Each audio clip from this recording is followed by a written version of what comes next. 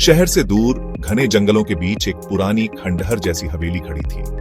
लोग कहते थे कि वहां अजीब घटनाएं होती हैं। कुछ ने वहां से डरावनी आवाजें सुनी थीं, तो कुछ ने दावा किया था कि उन्होंने हवेली की खिड़कियों से परछाइयां देखी थीं।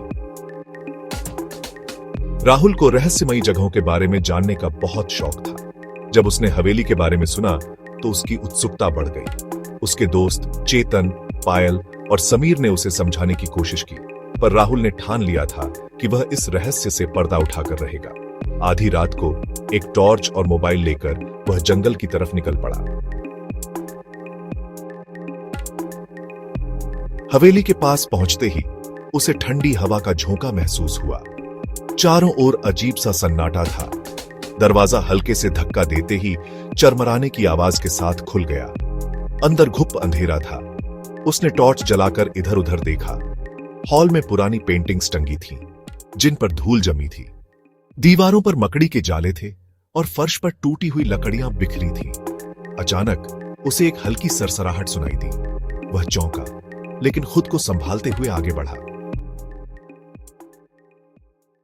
राहुल धीरे धीरे सीढ़ियों से ऊपर चढ़ने लगा। तभी उसे एक परछाई दिखी जो तेजी से एक कमरे में चली गई। वह उस कमरे की ओर बढ़ा और दरवाजा खोला। कमरे में एक पुरानी अलमारी थी, एक टूटा हुआ झूला और दीवार पर एक पुरानी तस्वीर टंगी थी। तस्वीर में एक परिवार था, एक आदमी, एक औरत और एक बच्चा। अचानक हवा का एक झोंका आया और तस्वीर जमीन पर गिर गई। राहुल ने अलमारी खोलने की कोशिश की, लेकिन वह जाम थी। तभी उसे पीछे से किसी के सांस लेने की आवाज सुनाई दी। उसने तुरंत मुड़कर देखा, पर वहां कोई नहीं था। अचानक दरवाजा खुद ब खुद बंद हो गया। राहुल ने दरवाजा खोलने की कोशिश की, पर वह अंदर से लॉक हो चुका था। तुम्हें यहां नहीं आना चाहिए था। कौन हो तुम?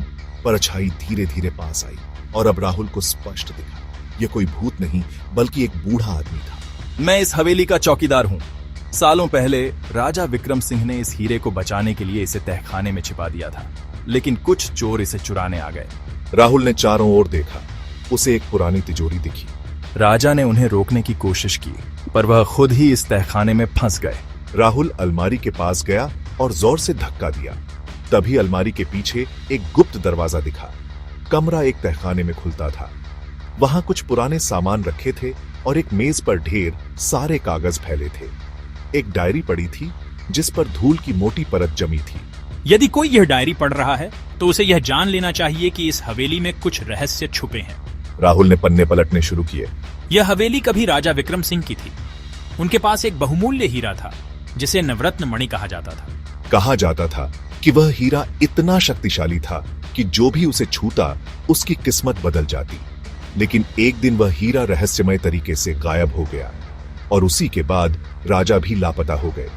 राहुल जब डायरी पढ़ रहा था, तभी अचानक किसी के पैरों की आहट सुनाई दी। अचानक दरवाजा खुद बंद हो गया। राहुल ने दरवाजा खोलने की कोशिश की, पर वह अंदर से लॉक हो चुका था। क्यों? यहां कौन है? मैं इस हवेली का चौकीदार हूं। सालों पहले राजा विक्रम सिंह ने इस हीरे को बचाने के लिए इसे तहखाने में छिपा दिया था, लेकिन कुछ चोर इसे चुराने आ गए। राजा ने उन्हें रोकने की कोशिश की, पर वह खुद ही इस तहखाने में फंस गए। तभी से यह हवेली सुनसान पड़ी है। यह सिर्फ अफवाहें हैं। लोगों को डराने के लिए ही ये कहानियां फैलाई गई हैं, ताकि कोई इस हीरे तक न पहुंचे। जब बूढ़े ने उसे खोला तो अंदर चमचमाता हुआ नवरत्न मणि रखा था। अब यह क्या होगा? इसे सरकार को सौंपा जाएगा, ताकि यह सही हाथों में रहे। राहुल मुस्कुराया। उसने हवेली के सबसे बड़े रहस्य से पर्दा उठा दिया था। अगली सुबह उसने पुलिस को सूचना दी।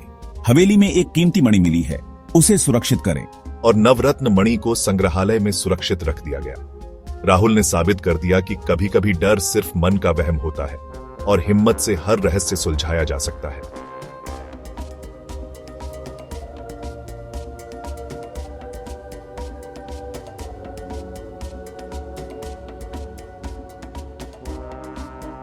समाप्त।